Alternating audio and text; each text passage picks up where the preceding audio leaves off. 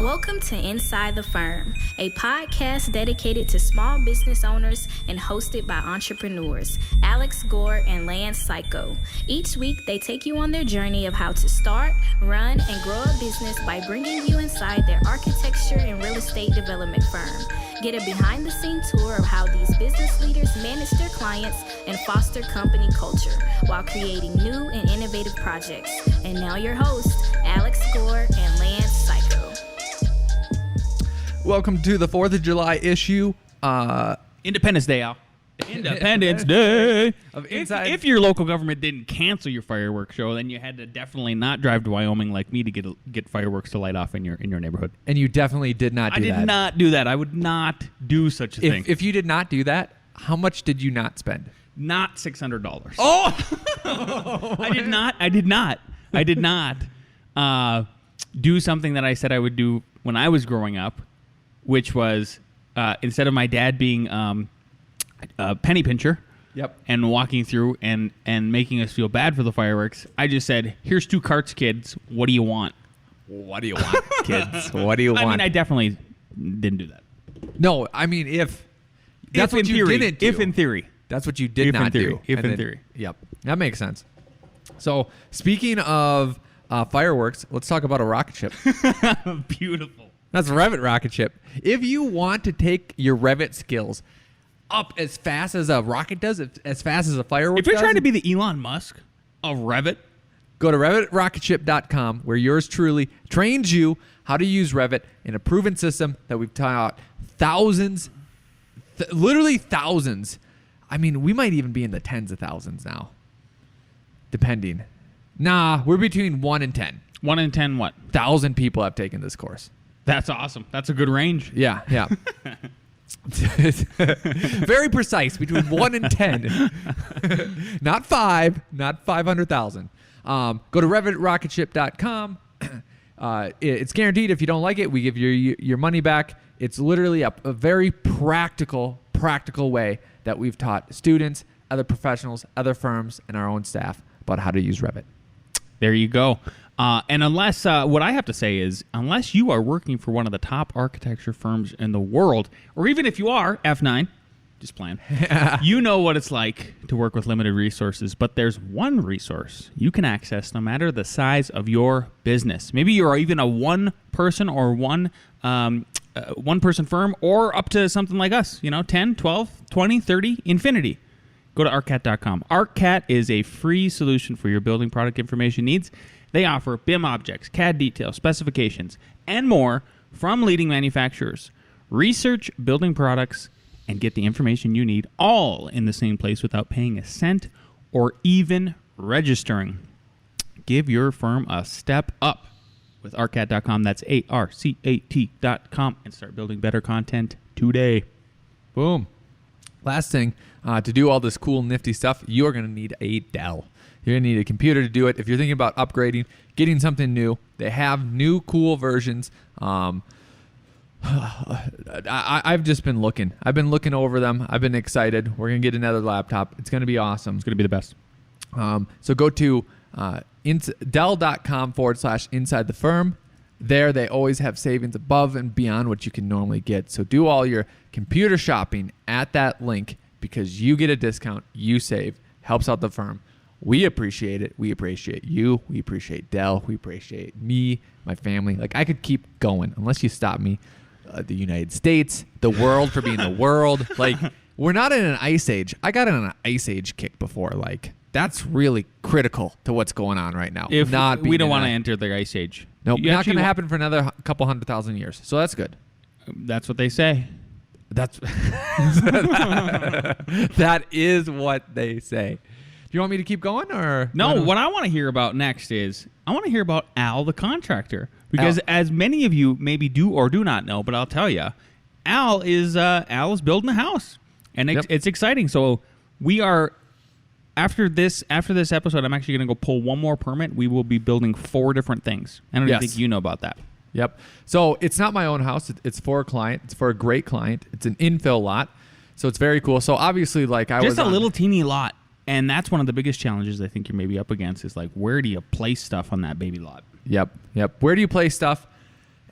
And the challenge is, so like we've built a lot of these tiny houses, right? And these complex foldable structures, right? And then I was probably, at least my mind was involved the majority of time of this, but then of the Mark II, the big development project.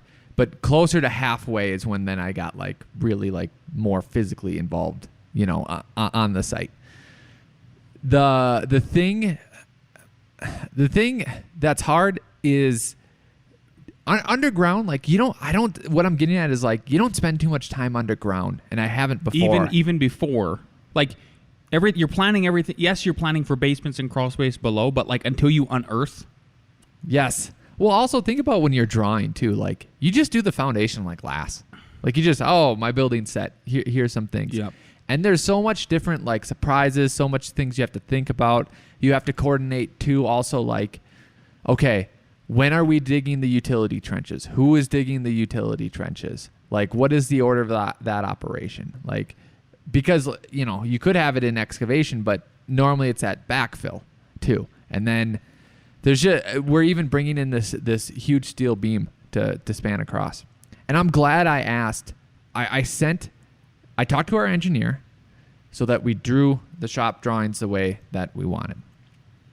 And then basically I was going to order it, but then I was like, I'm going to send this to the guys installing it. Our guys, like not our guys, but Geo Centro, the those framers. Guys. Yep. And he goes, yeah, hold on that column, that custom column. We're going to put a temporary one up, and then we can measure it. Yeah. And it's just that little things of me like sending. I was like, let's send this off, right? And I make now like 2-week plans. Like I literally have like it's a sheet, it's landscape, 8.5. This is what we're doing this 2 weeks. And then a week into it, I make the next 2-week plan. So like I know what I'm doing in the next 2 weeks. Like who inspections I need to call. That's the other thing. What kind of inspections do you think? This is really why I wanted to bring it up, because I wanted to finally ask Al. Do you think, because I've been the contractor mostly. Yeah. Now that Al's literally heading this up, do you think you juggle more things in your head and for a project when you're the contractor or the architect? Oh, the contractor. Right. For sure. Yeah. So and my point with this is that, all right, if you're a contractor and you're charging above 10%, which that's where most contractors are these days, and you're an architect and you're not getting those kind of fees, I'm telling you, I think that's why. I honestly think, like, it is one thing, and I can say this because we wear both shoes, like both hats, And I'm not trying to degrade architects or anything like that, but like, I don't know, your level of responsibility and the things you have to juggle, like, from my perspective, it seems like there's more. It seems like you're the one actually building it. Yeah. Lines on paper are lines on paper until they're not. Exactly. So this is actually leads into what I want to ask the whole audience, right? So I want to ask them if they think it would be beneficial if we did a course that was residential architect to residential builder, like from designer to builder. And like what I would have in my head for like planning on that is literally step by step, meaning I think you soft sell it almost during architecture, yes. right? No, that's exactly what you do. You soft sell it. Yep, what you do hinting there, right? And then also, then there'd be a module on bidding and like this whole foundation. Who's doing what? When are they doing it? And how is it done? And what needs to happen, right? And then 2-week snapshots of the whole process of what's happening, right? The construction breakdown in 2 weeks for the whole thing. What insurance you need. Like our strategy to not lose money, like to guarantee like to not lose money on these big things. Like how do you do that? How do you set that up? What is actually happening so that it can be as smooth as a process as possible. So the same thing, like, here's our 2-week template. Here's how we schedule it out. Here's what you need to know when you're bidding these certain things and who's doing it. Here's the details, looking at the details like this, like our painter. I had to get him to include the paint. It was like, what do you mean you're not including the paint? Yep. But like, I don't want to do this unless there's people who actually want to do it. Yeah. So this is what I'm going to ask the listeners, right? Okay. for us to make this course, I want 5 people to email us and say, yes, I want the course. And it would really it's going to be $1,000, right? Yeah. But for those 5 people that sign up, we're just going to cut the price in half, right? So literally we'll take a down payment, half of that half, and then we will make the course and you'll be the first ones to get it. But if 5 people don't want it, it's not even worth our time to make it. I agree. Right? So email me, akg@f9productions.com, and say, hey, I'm in for that half price deal for you guys to make that course. Because the ramifications are this, especially if even if or if not we're heading into a recession, the amount that taking a residential project and literally doubling your profit. And what's different is the percentage. You might say oh, we make 10% on architecture, and then contractors. Well, contractors you make probably around 15. Yeah. You make more money. Even if you think you're making just enough. You're making more money. You're making more money. You also know the project because you've designed it and worked with it. You know the client. So I mean it's financially. It's only a problem if you do not physically have that money. If you physically have that money, it's, in my view, it's a no-brainer course. Mm-hmm. No-brainer. Yep. Yeah. There you go. You got it. I like the idea, Al. Now akg@f9productions.com. Yeah, Email me. 5 people. 5 people minimum. We'll make it happen. I think it'll be fun. And the other thing, the last thing I would add to that is that if you really are an entrepreneur, you're not just an architect. That is probably it's fun again. I'm not saying we built F9 and we're done with it. We're still growing it. You've heard us talk about how we want a Denver office, but I don't know. Now we're growing another company, and I'm excited about it. I get up and I'm like, oh, good. This is the new company. This is a whole other challenge, and there's rewards obviously with those challenges. So if you really want to get on that level, I think that's do it. Make it happen. Email Alex. He'll email back. He'll say, hey, thanks for emailing. Yeah. Okay. Do I get to now? I'd like to talk about something. Cool. Do it. And I would like to read to you, Al. Oh, I'd love it. And everybody else. So the phrase "a no good deed goes unpunished" was uttered by me earlier this week for various reasons, and for various reasons. And this pertains to not just this week, but other weeks too, where we have maybe thought it was a good idea. For instance, on this project that we're working on in Adams County, Colorado, it is this commercial project. It's going to be this millennial playground for adults. And one of our staff members thought it was. He never really got confirmation on it. But he went ahead anyway and thought, I'm going to do a good deed, and I'm going to remove, because we're changing occupancies and we don't need all this fireproofing anymore between the occupancies. I'm going to just start removing that. It's going to save the client money, and it ended up being, don't do that. I'm not convinced that it's going to save you money, and then we sort of had to eat some fees because of that, right? Okay. So that's where this article is coming from. So the article is Psychology Today. Is it true that no good deed goes unpunished? And so the author is Tema Ehrenfield, and she starts off with, my mother, who had a degree in social work but chose to leave the profession, spent a part of every day being helpful. There was always someone she was thinking about beyond our family. I loved and admired this about her. She also used to say, no good deed goes unpunished. As far as I could tell, she meant this in general, almost superstitious way. And I got to tell you, this is me interjecting now, I didn't believe it until there's been about 3 instances now where this kind of popped up, and I'm like, man, maybe it's true. As a 37-year-old man, I'm like, wow, maybe finally this got proven true to me. So, continuing. Your good deed could draw you into a sad or overwhelming situation. That made sense. But she also seemed to mean that the universe would punish you. Some other event would occur or remotely related that would hurt you. Growing up, I didn't understand that when most people said, quote, no good deed goes unpunished, quote, end quote, they meant the punishment would come directly from the recipient of the good deed. So And then if you feel isolated, become a better listener. If life feels meaningless, volunteer. Doing good deeds is stimulating. And if you develop a happy spiral in which you want to do more good deeds, especially if you do things you're good at, you'll be happier. Favors may be returned with more favors, and you'll feel socially connected, which is good for your happiness and health. And not least, alongside your benefits to yourself, you can actually help others, which is a good way to spend your time. But helping others can backfire too. In my 30s, I considered becoming a social worker myself. My mother was adamantly opposed. She flew into a rage. Her daughter was meant for better paid, more intellectually demanding work. Then she began to cry. Today, I'm close to the age my mother was then. She is no longer alive for us to have that discussion. I'm writing this blog instead.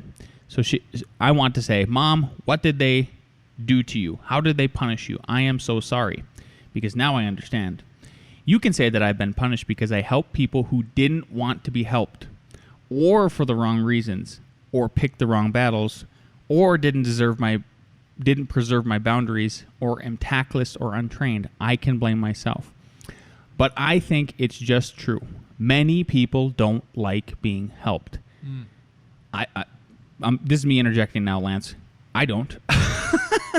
I'm a pretty independent guy. Like it's a lot for me to ask for help, unless it's somebody I'm paying.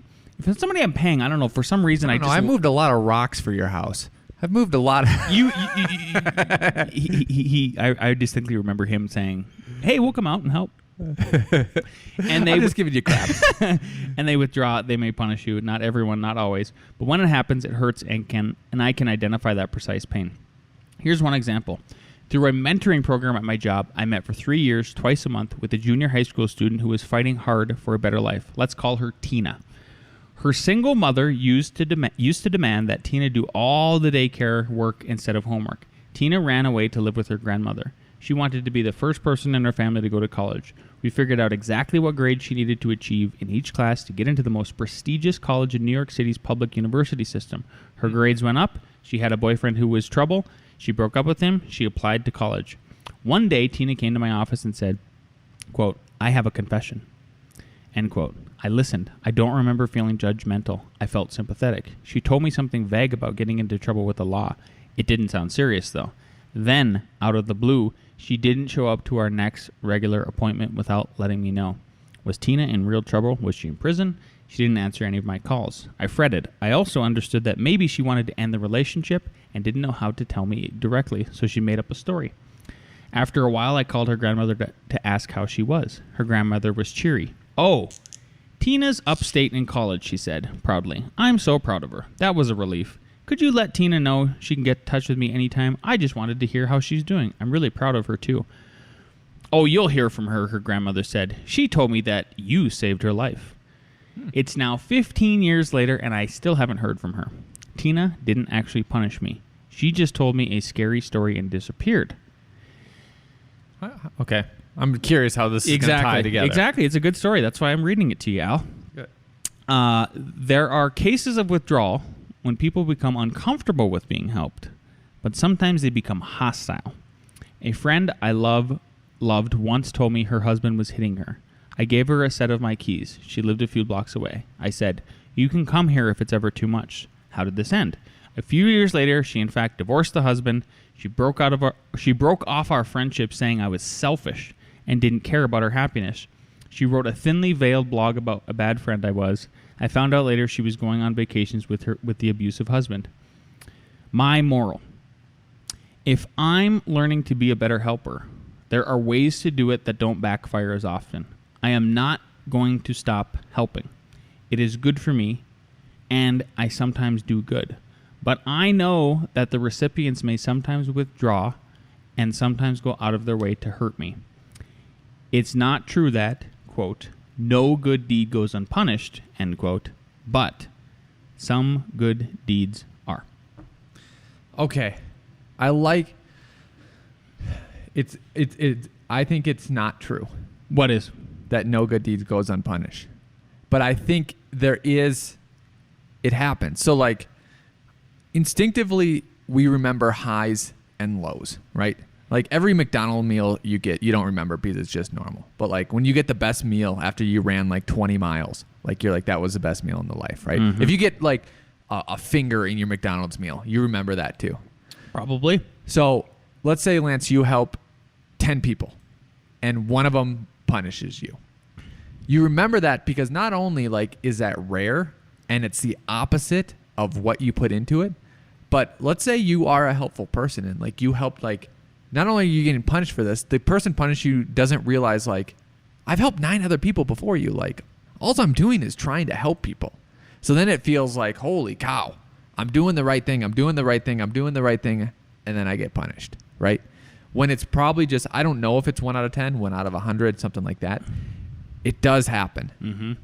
And the only thing that I would think of where you might want to be cautious and do less of it is where you are forcing your help on it, people, right? So like, let's say someone is a drunk and it's a fine line between they're being a drunk and you need to do like a hard intervention versus like, they just like to go to the bars all the time. They don't care that it's taking away a lot of money and it's poor and you're just like literally nagging their lifestyle, right? Or like, yeah, like picking up the mantle. Like if you just decided to come help me, this is a rare example. Like I'm going to help babysit your kids. Like, what are you doing? Like your kid, like your kids need me as an influence. No, they don't. Get out of here. What are you doing? That's an example. Maybe it's not a good one. it's statement versus question. Expand. Al, I'm coming over on Saturday and I'm going to watch your kids. Yeah. Versus Al. You want me to? Hey, me and Marilyn don't have anything going on Saturday night. And if you guys need a break, if you guys ever need a break, just throw the reach kids out. at you. Just bring them over, man. Bring them over. Yeah. Way different. Yeah. Way different. And, So it reminds me of like tasks on a. It reminds me of tasks in the firm, like I just talked about with the fireproofing, and then also on the job site. There's been instances where I show up to the job site and it Geo this morning. Hey, can we take out the exterior door and start framing up the interior walls? I'm like, we're not dried in for an addition. We need to be dried in with the addition, and then we'll start removing what was the exterior door because now it's in the interior, like it's protected. Mm-hmm. Thank God he asked and didn't just do. yeah. Well, then would you say, like, besides this example, it's when people feel like the help was forced on them, that they didn't have a choice. Yeah. That's the key. People don't like to be told what to do. So you're basically telling them what to do through your trying to help them, right? Right. Yeah. Right. So maybe like half of the time when you get punished, maybe it was forced help. And the other half, I would say it's just some, like, come on. Everyone knows there's shitty people or in shitty circumstances or in a shitty mood. Mm-hmm. There's no way you're going to get around that. So it happens. Yeah. So is your conclusion that kind of like hers where like, not all good deeds go punished. Not all good deeds get punished. Only some of them. And that's it's a gray area, just like life. Yes. And I would say it's going to happen. You might be able to mitigate some. It's still worth it to do the good deeds. And if, and look at yourself, maybe you've done this to someone. Maybe you've punished them and you can see their perspective that from their idea it was a good deed. Don't punish them or go and apologize. Say sorry. I know you're trying to do something good. I just felt like it was forced on me and that's why I backlashed or whatever the reason was. There you go. What do we got next now? We have, let's bring down the crew for A.R.E. Jeopardy.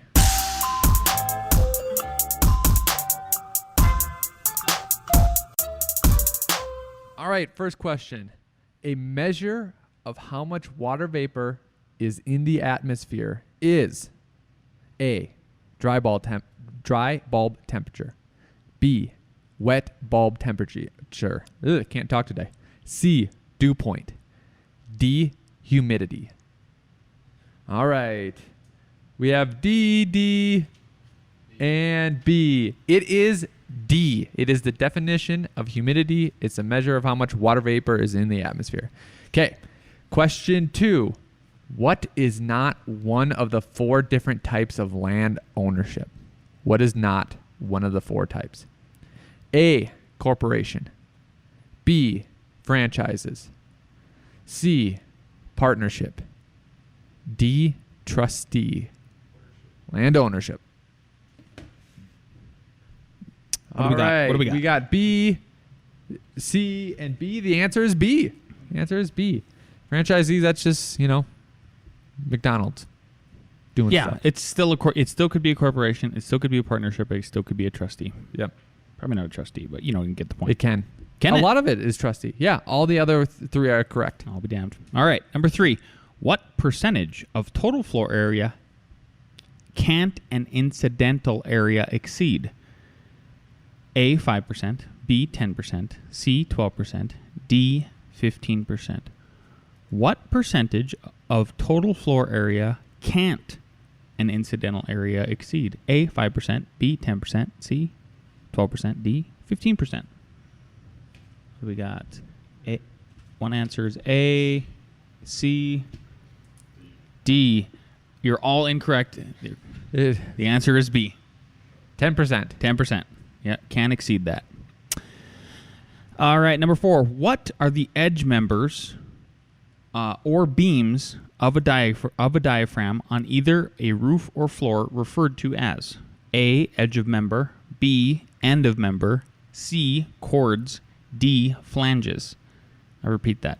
What are the edge members or beams of a diaphragm on either a roof or a floor referred to as? A, edge of member, B, end of member, C, chords, D, flanges. We have one answer is A, B, and B. You're all wrong. C, chords. Who won this one? So how many did you get right?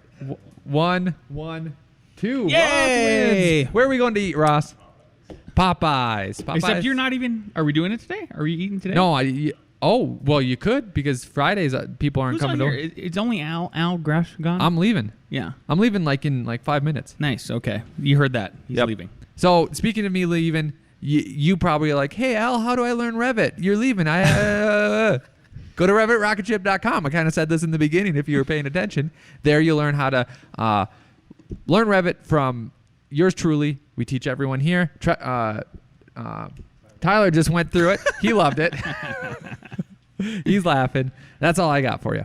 All I got is if you haven't left us a 5-star review, please head over to iTunes. Leave us a 5-star review. We appreciate it. It helps us with our rankings. And have a great Independence Day. And definitely do not go to Wyoming to get illegal fireworks. See you next week.